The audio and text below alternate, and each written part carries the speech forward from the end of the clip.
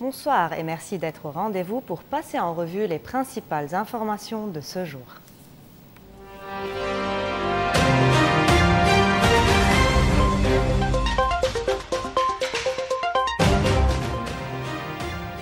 Les anciens combattants des forces armées ont battu la Pave à Beyrouth et à Tripoli.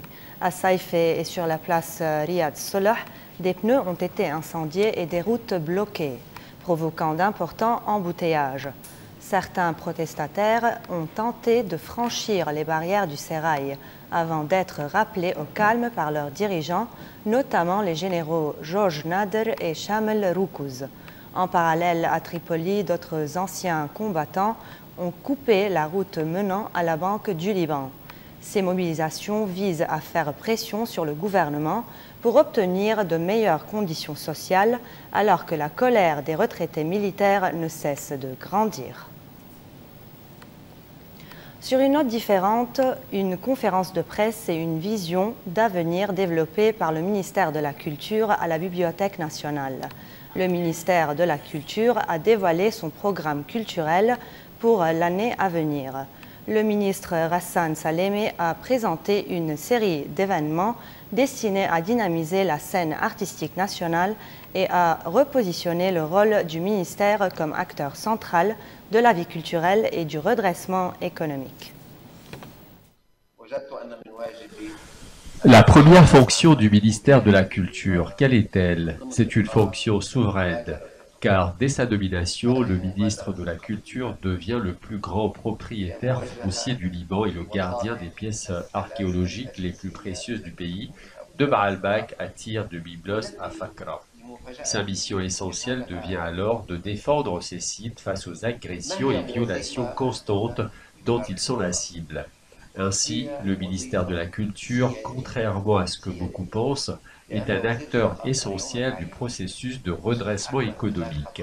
J'ai deux grands espoirs. D'abord, que nous découvrions au Liban que la part de contribution du secteur culturel au produit national est plus élevée que celle de l'Europe, avoisinant 8 à 9%. Mais surtout, j'espère que nous verrons ensemble que ce secteur, comparé aux autres, est celui qui porte le plus grand potentiel de croissance rapide.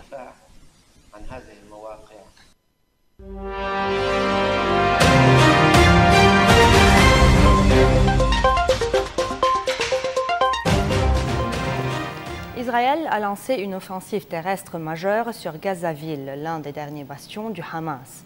Pour accélérer l'exode des habitants, l'armée a ouvert un nouvel axe d'évacuation temporaire. Mais pour des centaines de milliers de Palestiniens, il n'existe, disent-ils, aucun endroit sûr où fuir.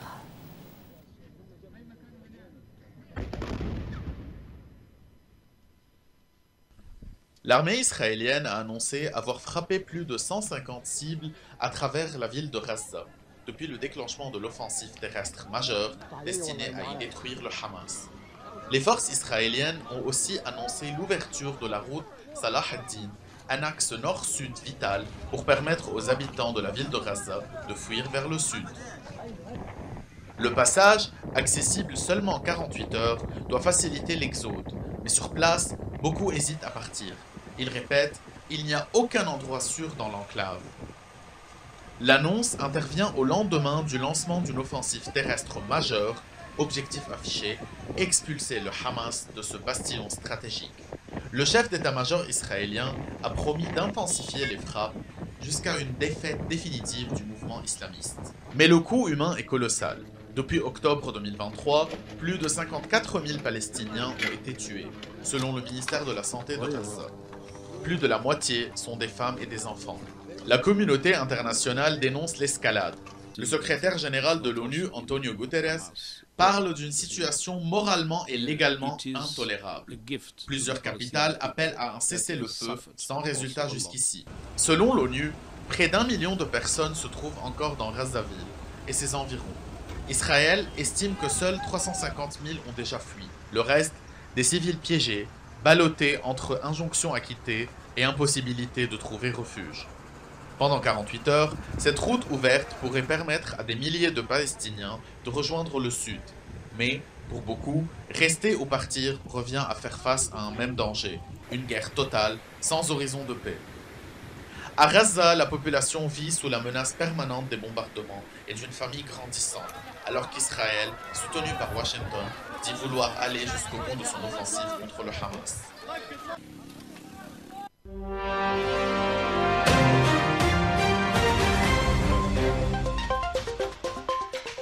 Le président américain Donald Trump est arrivé à Londres pour une deuxième visite d'État historique, marquée par le faste royal, mais aussi par la controverse.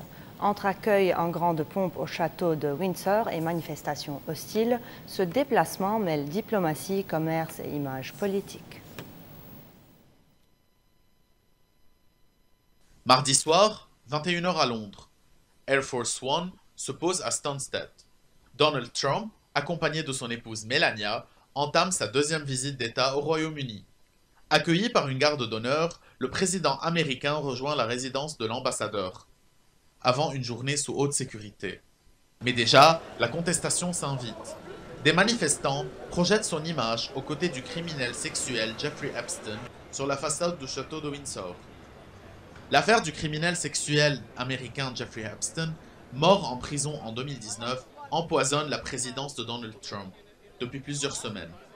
Le dirigeant républicain a longtemps été un proche de ce financier avant de rompre avec lui.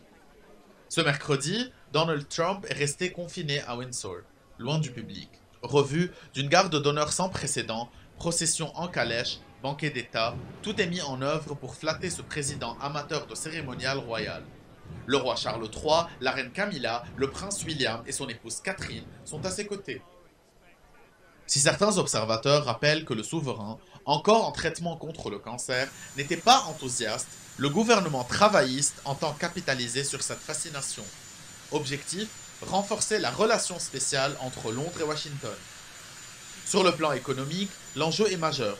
Plusieurs dizaines de milliards d'euros d'investissements américains ont été annoncés, dont 25 milliards par Microsoft. Jeudi, à Chequers, Donald Trump et le Premier ministre Keir Starmer discuteront des droits de douane. Dans la rue, les avis sont partagés. Les uns disent « Je suis totalement pour, ça attire les visiteurs américains, on en a besoin ». D'autres affirment « Pas du tout fan, ils sèment la haine et la division ». Entre faste royal, diplomatie et protestation, cette visite d'État veut symboliser une amitié indestructible entre les deux pays. Mais derrière les dorures, des ombres persistent. L'affaire Epstein et les critiques d'une partie de la société britannique. En Guadeloupe, les oiseaux tropicaux disparaissent peu à peu. Le pélican brun, espèce emblématique de l'archipel, ne niche plus sur l'île et d'autres espèces communes déclinent fortement. Scientifiques et associations tirent la sonnette d'alarme face à la perte d'habitat, au changement climatique et à la pression humaine. Symbole des Antilles, le pélican brun ne fait plus son nid en Guadeloupe. Jusqu'en 2020, plus d'une centaine de couples nichaient ici au gosier. Mais aujourd'hui, les oiseaux ne sont plus qu'une silhouette lointaine dans le ciel. Béatrice Ibéné, présidente d'association, raconte: on les chassait des arbres, on coupait leur habitat, certains ont même été retrouvés pendus. Le pélican brun est très sensible au dérangement. L'espèce était protégée, mais pas son habitat. Repoussée des côtes touristiques, une petite colonie a trouvé refuge aux Saintes, mais la majorité a quitté la Guadeloupe. Le phénomène dépasse les Antilles. Une étude publiée en août estime que dans les régions tropicales, les vagues de chaleur liées au climat ont entraîné jusqu'à 38% de diminution des populations d'oiseaux entre 1950 et 2020. En Guadeloupe, un indicateur publié en janvier révèle qu'une espèce sur 5 est menacée. Même les plus communes, comme les colibris ou la paralune jaune, reculent de 20 à 40%. Les raisons: disparition des insectes, modification des pluies, déforestation et prédation des chats. Anthony Levesque est ornithologue. Il souligne que certaines espèces, comme le bécasseau bobèche, ont diminué de 95% en 50 ans. La chasse accentue encore cette pression. En 2024, la polémique a enflé autour de l'autorisation de chasse accordée par la préfecture. Malgré les alertes scientifiques, la chasse a finalement été autorisée de nouveau par le ministère. Pour les associations, il y a urgence. Protéger les oiseaux, c'est préserver l'équilibre fragile des écosystèmes tropicaux. Alors. Et maintenant, que diriez-vous d'un voyage le temps d'un reportage? Mike Jamous vous emmène à Palerme qui déploie son éclat méditerranéen entre mer et montagne. Ville mosaïque marquée par des siècles de conquêtes, la capitale sicilienne mêle héritage arabo-normand, marché populaire vibrant et effervescence artistique contemporaine. Plus qu'une cité, Palerme est une émotion, un joyau vivant où l'histoire, la gastronomie et la culture se rencontrent. Palermo. Palerme est bien plus qu'une ville. C'est un poème méditerranéen, une mosaïque d'histoire et de saveurs. Blottie entre les collines majestueuses du Monte Pellegrino et les eaux étincelantes de la mer Tyrrhénienne, la capitale de la Sicile séduit par sa vitalité, son exubérance et son patrimoine incomparable. Fondée par les Phéniciens, conquise par les Grecs, embellie par les Romains, la ville s'est parée tour à tour de fastes arabes, de fortifications normandes, puis de palais espagnols. Chaque conquérant a laissé une empreinte, et Palerme en a fait une richesse. Ici, la chapelle palatine, aux mosaïques d'or, dialogue avec les coupoles arabes, les façades baroques et les villas art nouveau. Cette diversité lui a valu une reconnaissance mondiale. En effet, l'architecture arabo-normande est inscrite au patrimoine mondial de l'UNESCO. Mais Palerme ne se réduit pas seulement à ses pierres. C'est une ville qui vit au rythme de ses marchés, Ballaro, Capo, Pucciria. Là, au détour d'une ruelle, se mêlent les parfums d'agrumes, de poissons frais et d'épices orientales. On y déguste des arancini dorés, des cannolis sucrés, ou encore la sfinsone, une pizza palermitaine aux tomates parfumées et aux oignons caramélisés. Dans ces lieux populaires résonne l'âme véritable de la ville, où chaque marchand devient conteur et chaque étal un théâtre. Au cours de Palerme se dresse aussi l'un des temples de la musique, le Teatro Massimo. Inauguré à la fin du XIXe siècle, il demeure le plus grand opéra d'Italie. Sa façade monumentale, ses escaliers gardés par des lions de bronze et surtout son acoustique en font un sanctuaire où la musique se déploie avec une puissance inégalée. C'est ici qu'artistes et mélomanes du monde entier se donnent rendez-vous, perpétuant une tradition lyrique prestigieuse. Et puis, il y a la vie quotidienne, les places ensoleillées où les anciens jouent aux cartes, les façades colorées qui s'écaillent avec charme, les terrasses animées où l'on savoure un espresso corsé. Palerme est une ville de contraste, à la fois fière de son passé et tournée vers l'avenir. Depuis quelques années, elle attire jeunes artistes, créateurs et voyageurs en quête d'authenticité. Ses palais, longtemps abandonnés, renaissent, ses ruelles s'illuminent de festivals et de fresques contemporaines. Palerme, c'est enfin une émotion, celle d'un lieu qui raconte le métissage, la résilience et la beauté des cultures qui s'entrelacent. Une ville où chaque pierre, chaque parfum, chaque note de musique compose une symphonie méditerranéenne. Ici, l'histoire n'est pas figée.